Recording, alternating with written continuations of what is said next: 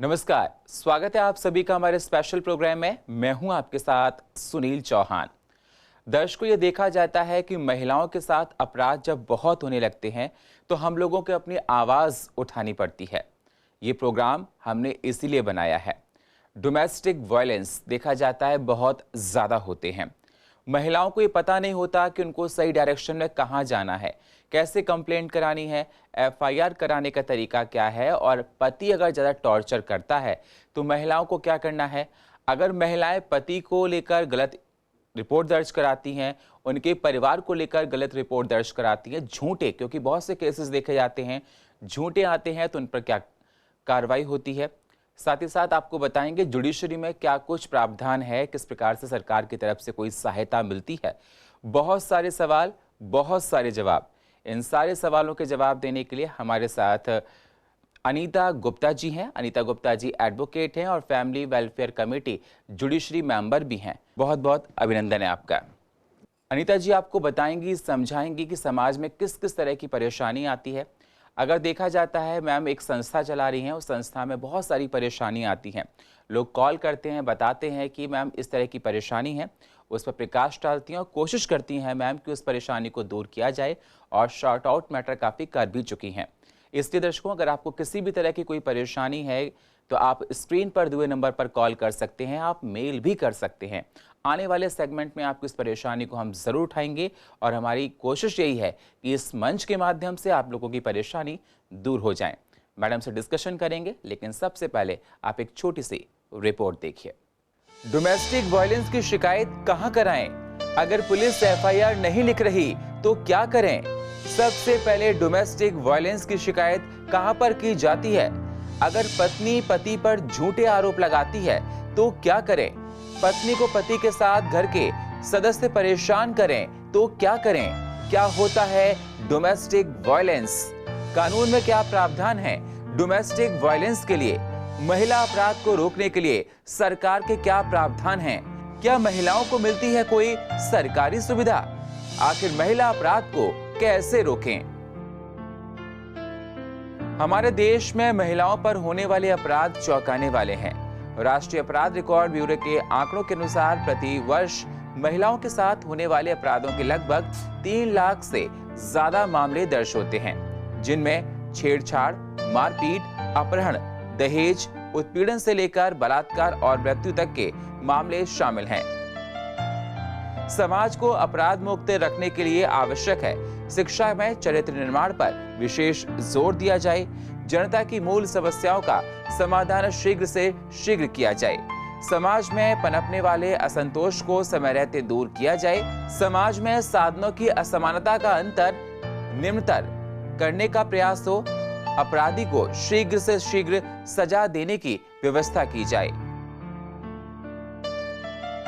तो क्या होता है डोमेस्टिक वायलेंस? इसमें किस किस प्रकार के प्रावधान होते हैं?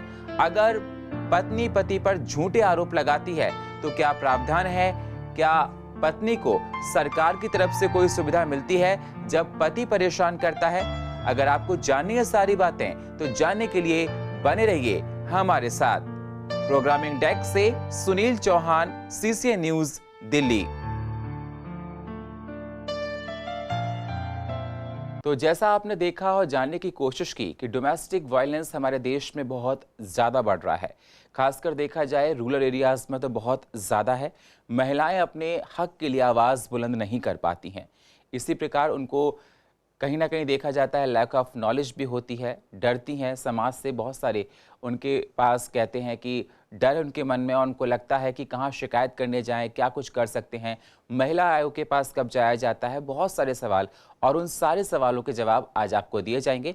एक बार आपको फिर बता दें, अगर आपको किसी प्रकार की कोई परेशानी है तो आप स्क्रीन पर दिए नंबर पर कॉल कर सकते हैं और अपनी परेशानी को हमसे साझा कर सकते हैं।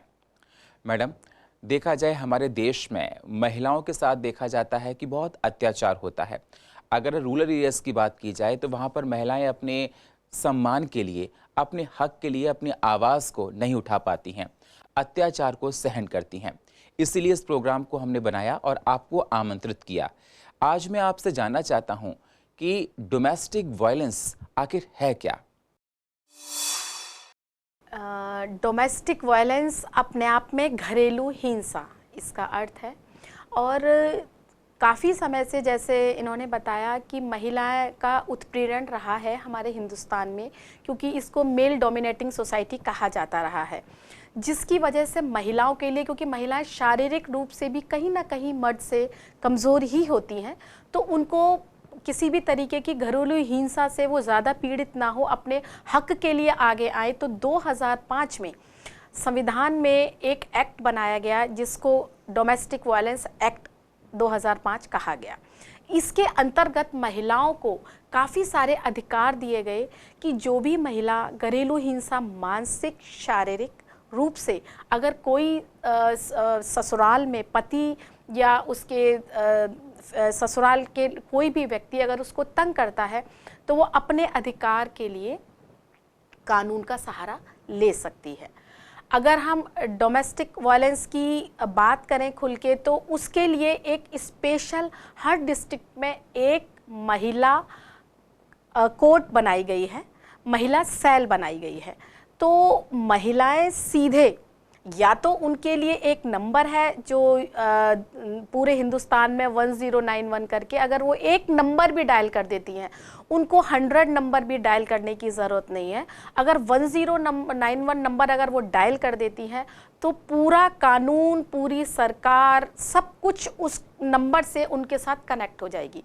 उस नंबर से आपको कमीशन से, जो महिला कमीशन है वो भी उनको अप्रोच करेगी, पुलिस वाले भी उनसे अप्रोच करेंगे और प्रॉपर उनकी मदद की जाएगी। अगर वो चाहेंगी कि उनको असमर्थ हैं वो खर्च करने के लिए भी, तो दिल्ली लीगल सर्विस अथॉरिटी हर महिला के लिए कानूनी सहायता निःशुल्क देती है। तो वो चाहें तो कोई भी महिला जो घरेलू हिंसा से पीड़ित हो, सीधे दिल्ली लीगल सर्विस अथॉरिटी में जाएंगी अगर, तो उनको वकील भी मिल जाएगा, उनका कोई भी पैसा खर्च नहीं होगा। बहुत अच्छी तरह से आपने बताया और समझाया कि दर्शकों को कि किस प्रकार से अगर उनके साथ कोई भी अगर विवाद होता है तो डीएलए से जा सकती हैं। और आपने कहा कि वहाँ पर कोई पैसा नहीं लिया जाता है, सरकार की तरफ से उनकी मदद की जाती है, वकील दिया जाता है और मैटर को शॉर्ट आउट करने के लिए सारे प्रावधान वहाँ पर बताए जाते हैं। ये बात मैम आपने बता दी। अब मैं आपसे जानना चाहता हूँ डोमेस्टिक वायलेंस के बारे में, कि डोमेस्टिक वायलेंस में जब पत्नी पति पर आरोप लगाती है कि मुझे ये मेंटल टॉर्चर करते हैं, या कोई फिजिकली उनके साथ लड़ाई झगड़े होते हैं, या फैमिली मेंबर्स, इन लॉस को भी परेशान किया जाता है। और मैडम ये देखा जाता है समाज में कि कई बार, बहुत बार ऐसा होता है कि अधिकतर केस झूठ निकल कर आते हैं। एक मैं रिसर्च में पढ़ रहा था कि बताया था कि अप्रॉक्स 60 से 70% केसेस हैं वो झूठ निकल कर आते हैं। हालांकि मुझसे ज़्यादा नॉलेज तो आपको होगी, क्योंकि आप बहुत सारे केसेस को रोज़ डील करती हैं। तो ये तस्वीर बनकर निकल कर आती है, इसके बारे में आप क्या कहना चाहती हैं? और मैं आपसे जानना चाहता हूँ कि पति पर जो आरोप लगाना या उसमें इन लॉस को घसीटना, ये कहाँ तक ठीक है?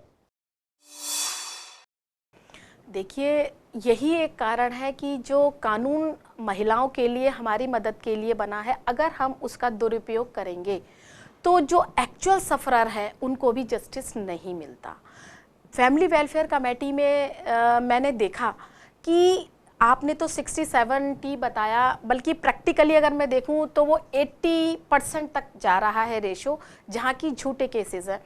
एक्चुअल में ऐसा लगता है कि जब कोई भी लड़की, उसको अपना मनपसंद हस्बैंड नहीं मिलता, जो उसको शादी के बाद फील होता है कि वो उसकी बात नहीं सुनता, तो उसको लगता है कि मेरे पास अब कोई ऑप्शन नहीं है, मेरे पास एक हथियार है, एक टूल है, वो डोमेस्टिक वायलेंस का, अगर मैं ये चलाऊंगी तो मुझे मेरा हक मिल जाएगा। जबकि ऐसा नहीं है। शादियां आजकल इतनी ज़्यादा उम्र में होती हैं, पहले ही 30s के आसपास शादियां हो रही हैं, टाइम इतना कम होता है, और उसमें अगर महिला ये सोचे कि मेरी शादी हुई है, देखिए थोड़ा बहुत एडजस्टमेंट तो करना ही पड़ेगा, क्योंकि एक साइंस है।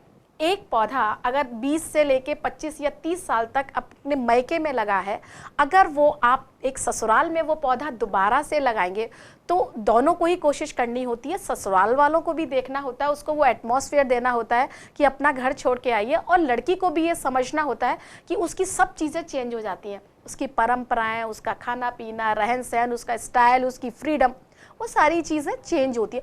वो लड़कियों का यही तो गुण है कि वो ससुराल में अगर आती है तो उसको ससुराल में एक बहू के रूप में, एक पत्नी के रूप में उसको अपने सारी चीज़ों को समझना चाहिए और एडजस्ट करना चाहिए। एडजस्ट करने के लिए कोई टाइम नहीं देता।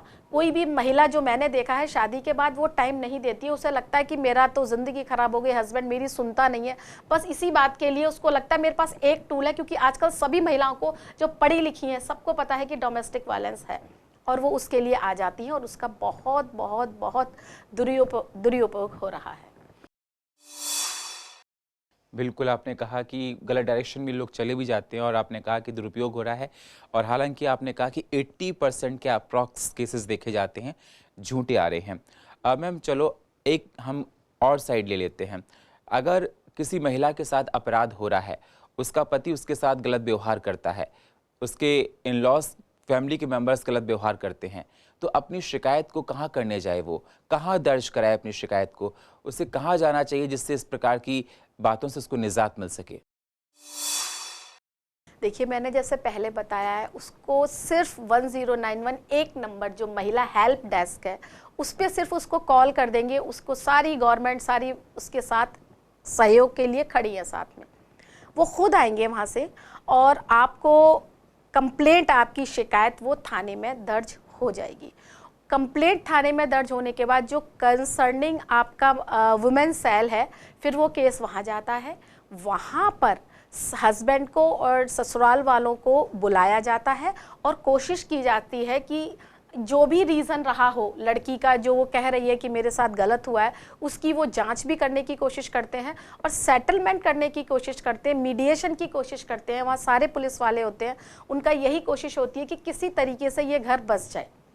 और लगता है कि अब अगर वहाँ भी बात नहीं बन रही है, कई बार ये होता है कि चलिए लड़की वाले भी ये कहते हैं कि हमारा दहेज का सामान वापस मिल जाए, हमारी लड़की हमें नहीं बेचनी है।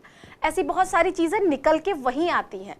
वहाँ पर अगर ये सॉल्व हो जाता है तो वेल एंड गुड, और अगर सॉल्व नहीं होता है और लड़की को न्याय नहीं मिलता है, अगर वो एक्चुअल सफरर है, तो डीसीपी के पास जाने के बाद वो एफआईआर हो जाती है उसकी, और उसके बाद लगता है अगर कि इसमें हस्बैंड को अरेस्ट होना ज़रूरी है न्याय के लिए, या जो सामान उसका दहेज का नहीं मिल रहा है, तो डीसीपी ऑर्डर कर देते हैं और एफआईआर होने के बाद अरेस्ट के भी ऑर्डर हो जाते हैं।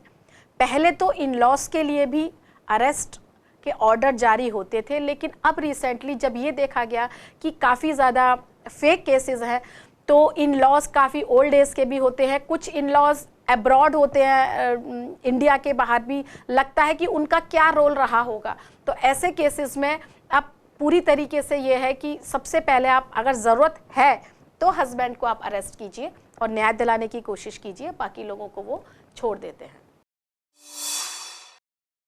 बिल्कुल, जो मैडम समझा रही हैं दर्शकों, उसमें बहुत सारी बातें हैं, मैं थोड़ा सा उसको और हाईलाइट करना चाहता हूं। आपने कहा कि क्या कहते हैं कि एफआईआर डायरेक्ट नहीं लिखी जाती है, तो इस बात को ध्यान रखें। अगर कोई महिला अपने पति की एफआईआर दर्ज कराने जाती है तो एफआईआर डायरेक्ट नहीं लिखी जाती है। मैडम बता रही हैं, एडवोकेट हमारे साथ बैठी हैं, क्योंकि और रोज मैम पता नहीं कितने केसेस को ऐसे देखती हैं। दूसरी बात आपने बताया कि जब एफआईआर लिखी जाएगी तो डीसीपी एसएचओ को इंस्ट्रक्शन देगा, और एसएचओ जब जाएगा देखेगा, उसके बाद एफआईआर लिखी जाएगी, और उसके बाद ये देखा जाएगा अगर पति इन्वॉल्व है तब अरेस्ट किया जाएगा। इन लॉज को अरेस्ट नहीं किया जाता है। अब प्रावधान ऐसा आ चुका है कि आप सोचो कि फादर इन लॉ, जैसे मैम ने कहा कि बुजुर्ग हैं, mother in law, sister in law abroad country में रहती है, वो शादी में एक बार आई, उसके बाद उनका आना नहीं हुआ, उनके अगेंस्ट अगर आप कंप्लेंट करते हैं तो उन लोगों का अरेस्ट नहीं किया जाता है। जब जांच होती है उसके बाद हस्बैंड को अरेस्ट काफ़ी कंडीशन में किया जाता है। तो ये बहुत अच्छी बात निकल कर आई। जैसा आपने कहा कि बहुत सारे केसेस झूठे होते हैं, लेकिन मैम बहुत से केसेस ठीक भी होते हैं, और ऐसे में महिला को न्याय मिलना बहुत ज़रूरी होता है। मैं आपसे जानना चाहता हूँ कि आपने सारी बात बता दी, अब जब ऐसी स्थिति बन जाती है कि महिला अपने पति के विरुद्ध खड़ी हो जाती है, अब उसको संरक्षण कैसे मिलना चाहिए? जब वो एक घर में रहेगी तो उसको डर रहेगा अपने हस्बैंड से, क्योंकि मैंने इसके अगेंस्ट में एफआईआर करा दी है, डरेगी, तो उसके प्रोटेक्शन के लिए क्या प्रावधान है हमारे कानून में? हमारे प्रावधान में डोमेस्टिक वायलेंस के लिए एक प्रोटेक्शन ऑफिसर पुलिस थाने से उनको मिल जाता है महिलाओं को, और जब कभी भी 24 घंटे में कभी भी उनको लगता है एनी टाइम वो एक कॉल करेंगी अपने प्रोटेक्शन ऑफिसर को, वो तुरंत आके उनकी कंप्लेंट पे उनसे पूछेगा कि क्या प्रॉब्लम हुई और उसको तुरंत सॉल्व करने की कोशिश करता है। यानी उसके साथ हमेशा आप ये मान के चले अप्रत्यक्ष रूप से एक पुलिस वाला उनके साथ है। कभी भी कोई प्रॉब्लम है तो वो तुरंत उनको कॉल कर सकते हैं। उसके अलावा जैसे आपने कहा अगर घर में है तो वो खर्चा भी ले सकते हैं उनसे। किस प्रकार से? मेंटेनेंस का, डोमेस्टिक वायलेंस में भी आप खर्चा मांग सकते हैं। कितना खर्चा मिलता है?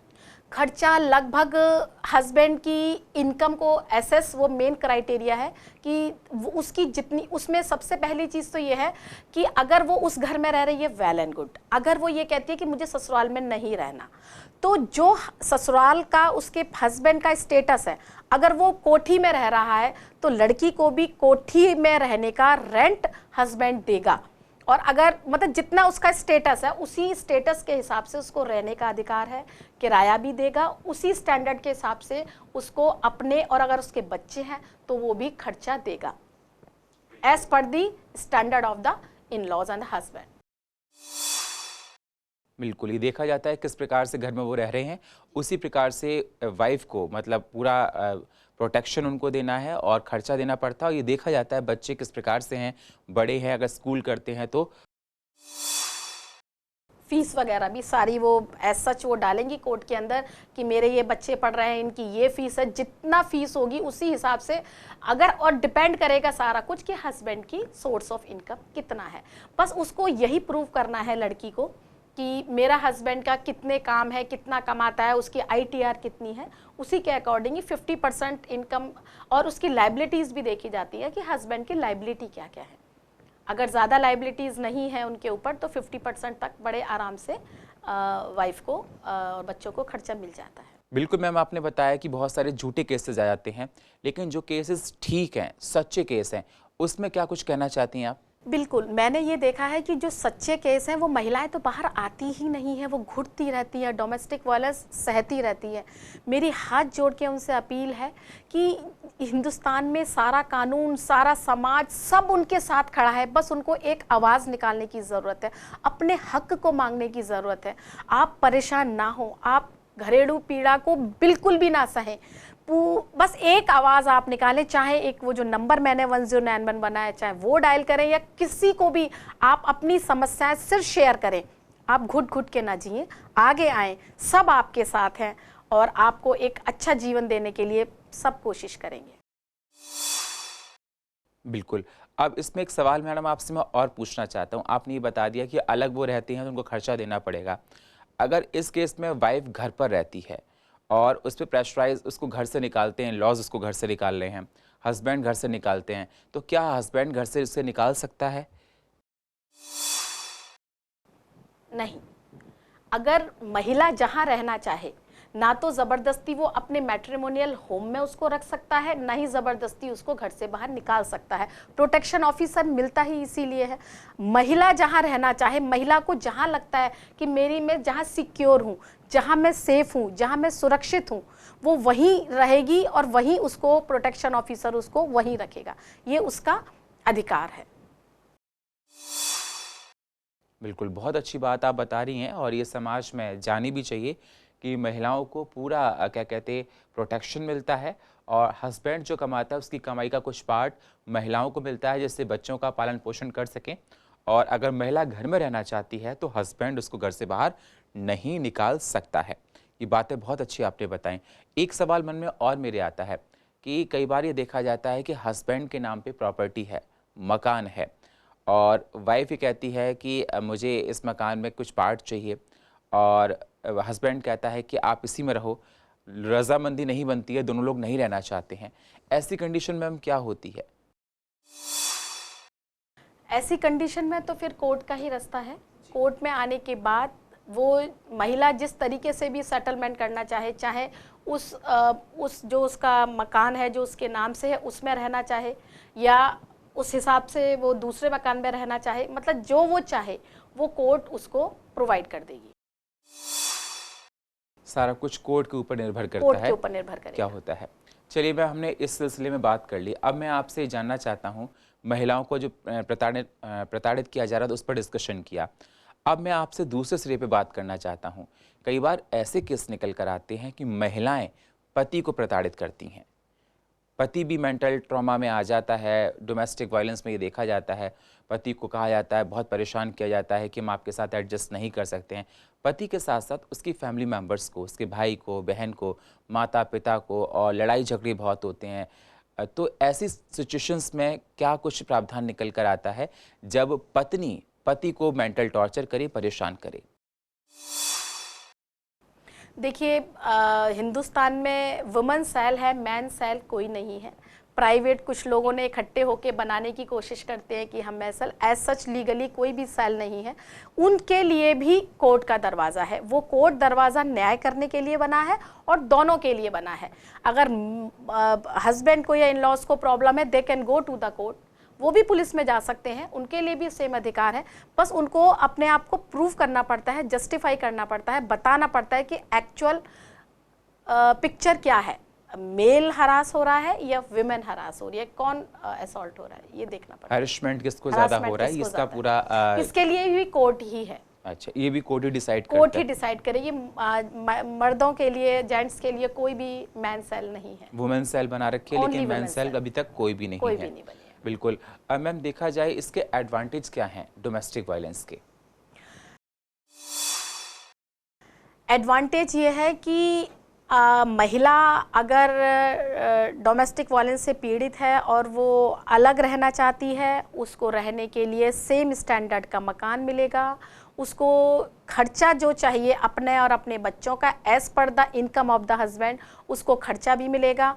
और अगर उसको लगता है कि मुझे अलग रहना है, दहेज का सामान मुझे वापस चाहिए, उसको वो भी मिलेगा। और उसके साथ जो भी क्रुएलिटी हुई है, उसको मेंटली भी क्रुएलिटी को भी वो मॉनेटरी रूप में भी अगर वो एसेस करके बताती है, तो वन टाइम मेंटल हरासमेंट के लिए भी वो डोमेस्टिक वायलेंस में वन टाइम के लिए वो मांग सकती है।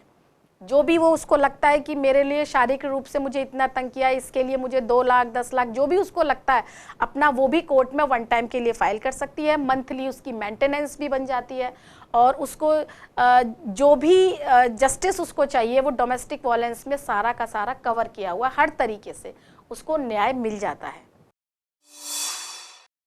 बिल्कुल, मेंटल और फिजिकल टॉर्चर जो भी उस पर होते हैं, उसको न्याय उसको कोर्ट के द्वारा मिलता है। मॉनेटरी रूप में भी अगर वो चाहे तो वो पैसे के रूप में, अब जो मार दिया किसी लड़की को, तो मारा हुआ आप सोचो कैसे वापस आ सकता है। अगर शारीरिक रूप से बहुत चोट है, बहुत हर्ट किया है, अगर वो प्रूव करती है, उसका एमएलसी होती है, एमएलसी में प्रूव हो जाता है कि उसको मारा है, पीटा है, तो वो वन टाइम भी मॉनेटरी, मंथली तो वो लेगी, वन टाइम भी वो उसको क्लेम कर सकती है। और कोर्ट उसको देखने के बाद, पूरी इन्वेस्टिगेशन करने के बाद, उसको वन टाइम उसको मॉनेटरी रूप में भी उसको पैसा भी दिलवा देते हैं।